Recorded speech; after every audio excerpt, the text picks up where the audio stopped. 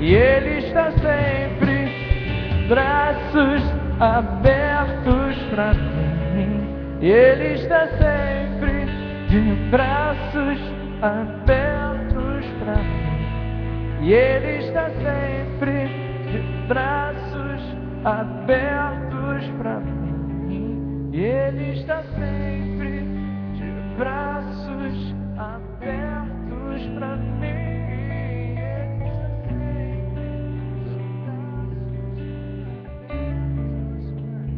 Não importa o seu passado, não importa por onde você tem caminhado, se hoje verdadeiramente você quebrantar esse teu coração, coração que de repente está meio que de pedra já, tem visto tantas coisas ao seu redor e meio que desacreditou, mas se você se colocar na presença desse Deus vivo, que te ama incondicionalmente, e pedir perdão por tudo que o Senhor tem feito, por tudo que você tem feito, por tudo que você tem falhado, Deus está de braços abertos para você. Se de repente você está caído, você está ferido, Deus vai estender a mão gloriosa dele e vai te indicar o caminho, vai liderar o caminho, e quando você mais precisar, Ele vai te carregar no colo. E quando você não precisar mais, Ele vai andar do seu lado, dividir a alegria contigo. E na tristeza, Ele não deixa de jeito nenhum você. Às vezes a gente pode até se afastar, mas Deus não se afasta da gente. Por isso que eu estou falando, não importa por onde você caminhou, não importa o que você tem feito, Deus está de braços abertos para você. Amém, galera? Amém. De braços abertos pra mim, e Ele está sempre de braços abertos pra mim. Ele está sempre de braços abertos pra mim. Ele está sempre de braços abertos pra mim.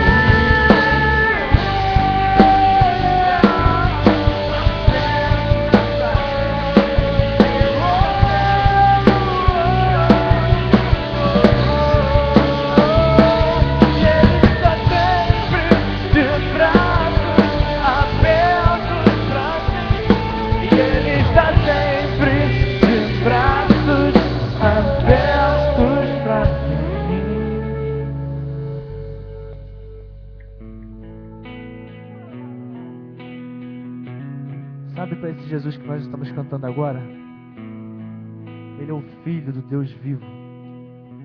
Veio, morreu por cada um de nós que está aqui e por todo esse mundo aí fora, por toda a Barra da Tijuca.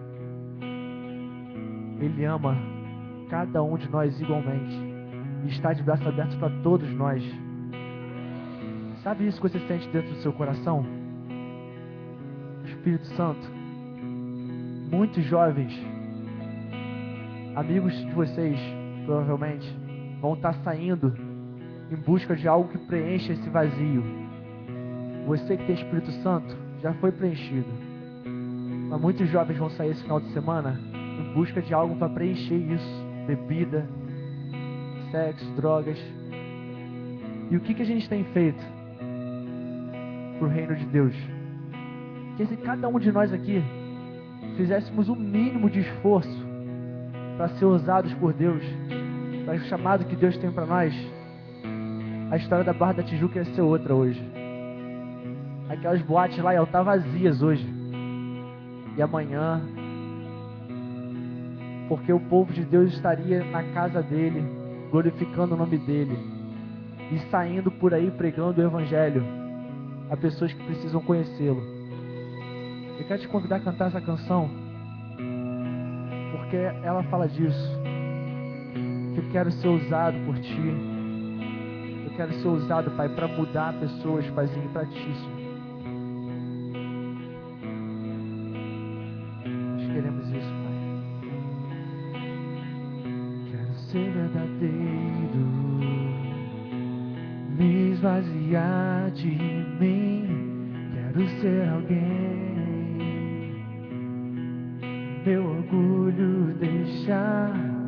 quero ser alguém um dia e tudo entregar ao meu Rei, ao meu Rei. Eu quero ser pleno, ter um propósito em mim. Quero ter virtude, minha mente purificar. Eu quero ser livre hoje e tudo entregar ao meu Rei, ao meu Rei. Esse é o meu desejo,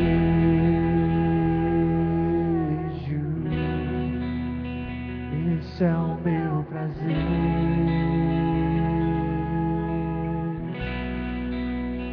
Esse é o meu desejo, ser usado por ti.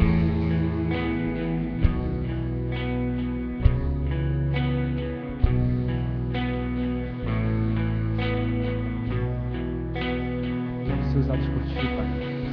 Quero ser verdadeiro, me esvaziar de mim.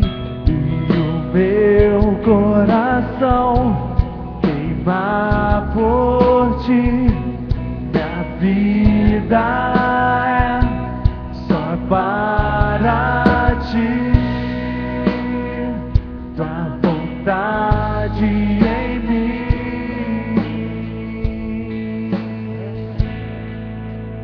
Esse é o meu desejo.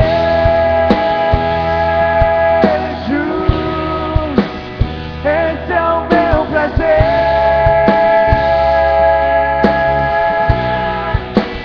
Esse é o meu desejo, ser usado por ti.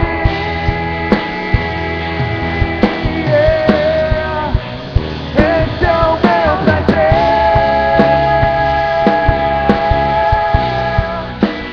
Esse é o meu desejo.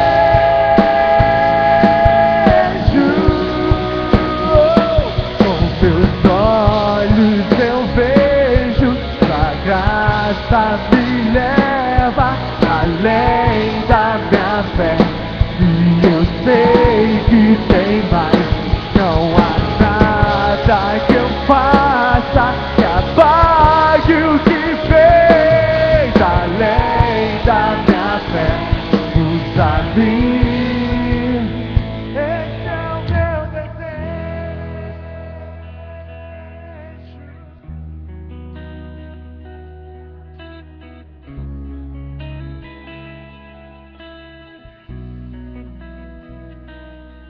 Quando essa música crescer, se esse é o seu desejo, eu quero ver você levantando a sua mão, dizendo verdadeiramente que esse é o seu desejo, ser usado por ti. Esse é o meu desejo,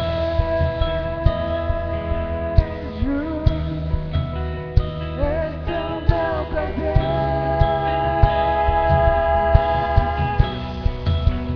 Esse é o meu desejo. Agora levante sua mão. Se esse é o desejo do seu coração, levante sua mão e entregue sua vida a Deus.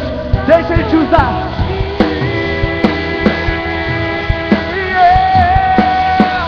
Esse é o meu desejo,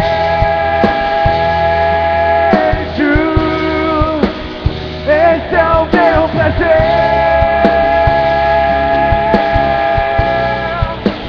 Esse é o meu desejo,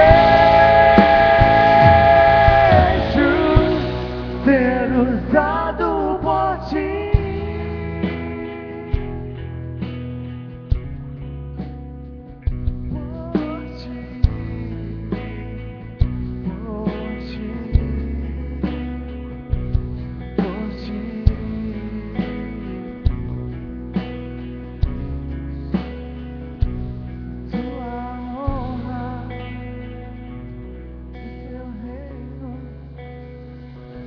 Senhor, ouça, Paizinho, o clamor do teu povo, Pai. Porque, Pai, existem pessoas, Paizinho, que estão dispostas, Paizinho, a viver para ti, Pai. estão dispostas, Pai, a falar do Teu nome, Paizinho, proclamar, Paizinho, a Tua palavra, Pai, para aqueles que não Te conhecem, Pai. Então ouça, Paizinho, Teu povo, Paizinho, e usa, Pai. Capacite, Senhor. Tire todo o peso, Paizinho, do pecado, Pai. Tudo aquilo que atrapalha, Paizinho, a andar contigo. Recebe, Paizinho, a nossa adoração, Pai. Porque isso é sincero, Paizinho, de dentro do nosso coração. Seja com o decorrer desse culto, nós possamos sair daqui transformados, Pai. Que essa palavra possa ficar grudada nos nossos corações, Paizinho, para o resto da semana, Pai, que irá de vir, Pai. É isso, Paizinho. Que eu te peço, chega disso, em nome de Jesus, amém. Pode se sentar, galera.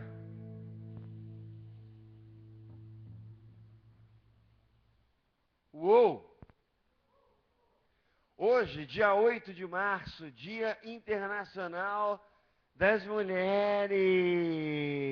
É um dia mais assim, sabe, mais sensível, é um dia mais romântico. Mulheres, levantem os seus braços assim, ó, faz assim. Parabéns. Você que é homem e está próximo, diga a elas. Parabéns pelo Dia Internacional da Mulher. Vai, fala aí, meu caro. Você mulher também pode falar, né? Poxa, parabéns para você, parabéns para mim. Né? Beleza? E a mulher hoje no Brasil é um pouco mais levada a sério. Na verdade, a mulher hoje no mundo é um pouco mais levada a sério. Mas numa época, e houve épocas, onde a mulher não era levada a sério. Por exemplo, essa data comemorativa é também por conta de um movimento de mulheres na Rússia, que por causa das más condições... Espera aí, rapidinho. Microfone.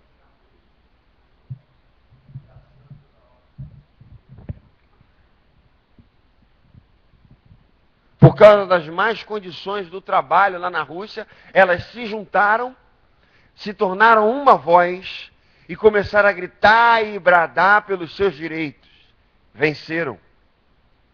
Depois também em Nova York, eu não sei se foi depois ou se foi antes, acho que foi depois, 1911, se eu não me engano, em Nova York, por causa das más condições de trabalho, algumas funcionárias dentro de uma indústria em Nova York estavam lá trabalhando e por causa das más condições, o prédio pegou fogo e foi o segundo maior incêndio da história de Nova York, com mais mortes e a grande maioria de mulheres. Qual foi o primeiro maior incêndio de Nova York? Muito bom. World Trade Center. Bom, pois é. Mulher hoje em dia já é um pouco mais levada a sério. Morreu Chaves. E não é o personagem. Né? Apesar do cara ser muito, o vice-presidente ser muito parecido mesmo com o professor Girafales. Quem olhar o bigodão, olhar a altura, parece mesmo. Mas morreu também um dos poetas urbanos aí da juventude que influenciou muita gente, o Chorão. E ele tinha uma frase que eu estou brincando aqui em relação às mulheres, dentro de uma música, que dizia: o jovem no Brasil nunca é levado a sério. Isso é verdade? Errado. E eu começo provando. Nunca. Esse nunca aqui está errado. Houve épocas no Brasil em que jovens se reuniram e depois de ver todas as condições ruins que alguns brasileiros viviam, por conta principalmente da ausência da liberdade, jovens se reuniram juntos e lutaram contra um regime político. Lutaram contra uma ditadura. No caso, lutaram contra um exército. Alguns desses jovens morreram. Mas, no final, venceram. Naquele período ali, por mais que o governo, por mais que a política não levasse a sério a opinião do jovem, por causa da unidade desses jovens, por causa do esforço desses jovens, eles tiveram que ser levados a sério. Se eles não tivessem feito isso, todo aquele movimento, provavelmente a sua vida, a minha vida seria completamente diferente hoje. Quem aqui dos meninos usa brinco? Tem algum menino que usa brinco? Levanta o braço. Fala, meu brother. Você seria preso. Seria.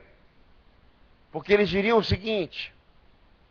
Eles diriam que o que você está fazendo, a maneira de você se vestir, no caso, você ter um brinco, é sinal de algum tipo de rebeldia. E você não tem essa liberdade de expressão. Você seria limitado. Na sua condição como ser humano, na sua condição como cidadão. Jovens viram isso, não aceitaram, se uniram, lutaram e venceram. Houve época que o jovem no Brasil foi levado a sério. Teve outra. Depois de todo esse regime de ditadura, depois de todo esse clima de política que destruía o pensamento social, destruía todos os sonhos de um brasileiro, principalmente de um jovem, chegou um momento democrático que eles puderam colocar um presidente. E aí na cabeça de muitos jovens, na cabeça da sociedade, associou-se esse momento com juventude, é óbvio, e vamos lá, vamos eleger um cara jovem, um cara com ideias modernas, mas esse cara não tinha um partido político muito forte. Era pequeno, nada demais. Mas jovens se uniram, e a opinião pública desses jovens foi tão grande, tão devastadora, que colocou esse presidente lá em cima no governo. Calma, vou falar. Mais ou menos 2 anos depois, esse presidente se viu envolvido em esquemas de corrupção. Um deles, eu falo, por exemplo, parecia que ele tinha comprado um carro com dinheiro público. É óbvio que existem outras e outras coisas que ele fez dentro do seu governo que fizeram que ele sofresse o processo de impeachment. O primeiro processo de impeachment no Brasil. Aí sabe o que aconteceu? Jovens outra vez se uniram porque não aguentaram aquilo que estava acontecendo com o povo, o que estava acontecendo de repente com eles mesmos, se uniram e pintaram a cara de não preto. Pintaram a cara de preto, foram para as ruas outra vez e tiraram, presta atenção, tiraram um presidente do poder. A opinião pública deles foi tão forte, tão presente na sociedade, que eles conseguiram. Tiraram um presidente do poder. O Chorão estava errado. O jovem no Brasil nunca é levado a sério. Eu vejo na TV. Está errado. O jovem no Brasil já foi levado a sério. Mas hoje, o jovem no Brasil não é levado a sério. E cada vez mais, eu digo para vocês uma opinião minha particular. Quando eu vejo o nosso cenário da juventude brasileira, eu digo a vocês, eu não tenho muita esperança. Porque eu não vejo sinais de algum tipo de mudança. Para que algum dia, ou em algum momento, o jovem no Brasil seja levado a sério. Eu queria conversar com vocês sobre isso. Sobre ser levado a sério. Sobre um evangelho sério, mas que às vezes é levado nas coxas, na brincadeira. Sobre evangélicos que não são levados a sério. Sobre uma juventude cristã que não é levada a sério. Feche seus olhos, abaixe sua cabeça mais uma vez. Deus, nós estamos aqui por causa da Tua presença. Estamos aqui sedentos pela Tua palavra. Estamos aqui, Senhor, porque queremos te louvar, te engrandecer.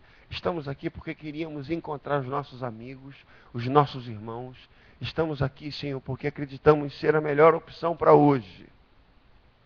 Então eu te imploro que pela tua graça, pela tua misericórdia, o Senhor fale conosco na tua palavra e nos ajude, Senhor, a te levar mais a sério. É o que eu te peço em nome de Jesus. Amém. Jovem no Brasil não é levado a sério, e eu vou dizer por quê. Eu vou dizer por quê. Eu ouso dizer. Em primeiro lugar, porque a juventude hoje confunde coragem com violência. Confunde coragem com violência. Fala para a pessoa que está ao seu lado assim: coragem é diferente de violência. Eu sei que coragem é algo complexo. Por exemplo, meu amigo Laurinho, que toca aqui no baixo da banda, a gente viajou lá para os Estados Unidos. Ele que é um cara corajoso para servir ao Senhor. Ele que é um cara ousado para estar aí à frente, negócio de retiro, de toda a parte econômica do retiro, beleza, mas quando ele sentou naquele avião, eu já disse logo, cara, o banheiro é ali. Laurinho estava tremendo, mão suada, pé suado, rosto suado, olho suado, tudo suado, espírito suado. Falei, Laurinho, tá tudo bem? Ele, tá tudo tranquilo? E aí teve uma hora lá no voo, mano, tá assim, a gente lá assim, né? Isso, perdão, porque no voo anterior, eram 2 voos, no voo anterior, o voo foi tão intenso, tão cheio de sobe e desce, tão cheio de turbulências, que teve uma hora que o comandante falou assim: olha, a gente não vai fazer o serviço de bordo. O voo era de Orlando para Atlanta. Quem viu aquele filme O Voo, do Denzel Washington? Agora aí, ninguém viu? O filme fala da queda de um avião, de um percurso de Orlando para Atlanta. Sendo que no filme fala, tem um momento ali que o cara não faz o serviço de bordo. E um dos grandes amigos do Laurinho, assim, do peito, que é o Du, antes dele viajar nesse mesmo trajeto, falou isso para ele. Cara, o filme do avião que caiu é da trajetória de Orlando para Atlanta. Só queria te avisar isso. Laurinho, nessa hora, fortaleceu-se, encorajou-se e animou-se no espírito, né? E ali ele estava, rapaz, aquele voo foi horrível. Sabe, horrível. Eu não tenho medo de nada desse negócio de avião, porque eu sou sinistro e tal, não sei o quê. Eu abri a janela assim do avião, teve uma hora, perto assim do pouso, que eu abri um monte de avião assim ao redor. Teve um que passou perto assim, eu, opa, beleza? Não, na verdade não. Mas assim, vários aviões, eu falei, ih, rapaz, não está podendo pousar. O bicho está pegando. Nessa hora eu falei, Laurinho, olha pela janela. Coração, né, compassivo. Não falei isso não. Mas aí no outro voo, que seria muito maior, aí seria para o Brasil. Do nada, a gente está sentado, pá, não sei o que, vem o comandante e fala assim, gente, a gente não voou ainda, a gente não decolou ainda, porque a gente está com um problema técnico. Um problema técnico. Ah, qual? Não falou. Um problema técnico. Ah, Laurinho, um problema técnico? Um problema técnico? Eu falei, Laurinho, fica tranquilo, pode ser uma televisãozinha dessa aí, que tem nessas poltronas, ou uma turbina. Tranquilo. Ou então o pneuzinho lá na hora do pousar não vai funcionar, aí a gente vai ter que pousar na água. Relax, vê se teu colete está bom aí, cara. Se cair a máscara, ó, bota assim, pá. Coragem é algo complexo. Ainda mais quando se exige de alguém. Lá em 1 Samuel 17, conta a história de um pastor de ovelhas, que o pai disse, leva essa comida aqui para os seus irmãos, que estão em batalha. Davi pegou aquela comida, chegou lá no campo de batalha, viu um gigante enfrentar um exército, viu outro império enfrentando o império de Israel, o reino de Israel, aqueles que se diziam de Deus, aqueles que se diziam vitoriosos acima de qualquer coisa, e esse gigante chamado Golias, enfrentando todos os homens de Israel, nenhum ficou firme, ficou em pé. Todos tiveram medo de avião naquela hora. Mas Davi, no verso principalmente 26, diz o seguinte: quem é esse incircunciso? Quem é esse camarada para ir contra o reino de Deus, para ir contra o exército do Senhor, para ir contra o próprio Deus? Eu o enfrento.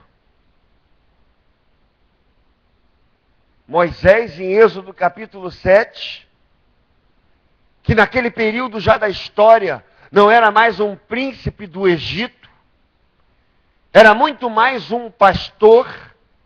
Ficou 40 anos no deserto cuidando de ovelhas. Deus aparece numa sarça ardente, fala para ele lá no império do Egito, dizer para o faraó o seguinte: liberta o meu povo. Ele foi, chegou na cara do faraó e disse: liberta o meu povo.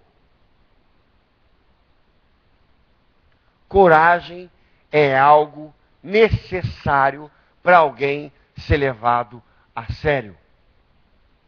Só que o que eu vejo na juventude hoje não é coragem, é violência. Um estilo de vida violento, onde tudo se resume, de repente, a tentar as coisas pela força. Vide o nosso trânsito. Se o cara, por exemplo, tem aquele radar de 40, né? Eu sei como é que é isso. O radar de 40 está lá na frente. O cara que está na frente de você, ele está a 20 por hora. Dá vontade de você sair do carro, dar um soco na janela dele e falar: você está vendo qual é o limite de velocidade do radar? 40 não é 20. Vai, incircunciso.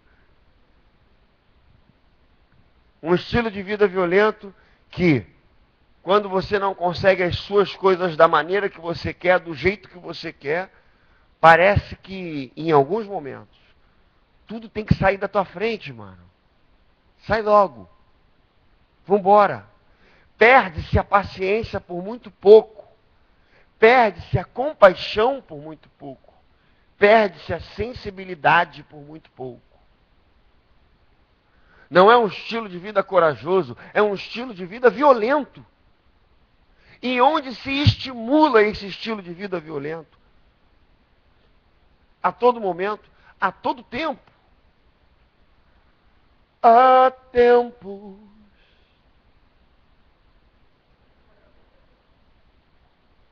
nem os santos têm ao certo a medida da maldade. E há tempos são jovens que adoecem. E há tempos o encanto está ausente. E a ferrugem nos sorrisos. Só acaso estende os braços a quem procura abrigo e proteção.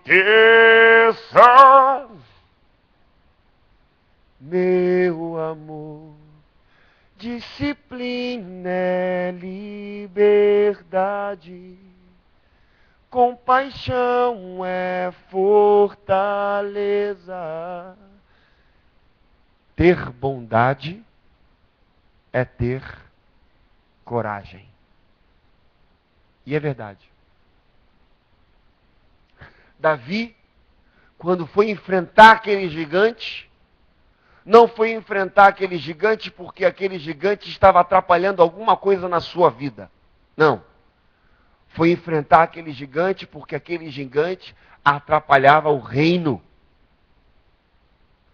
Os filisteus iriam vencer todo um reino. Aquele ato de coragem também foi um ato de bondade e também de fé. Moisés já estava na sua casa, lá, depois de 40 anos, com a sua vida estabelecida. mas foi desafiado por Deus para voltar lá no seu povo oprimido.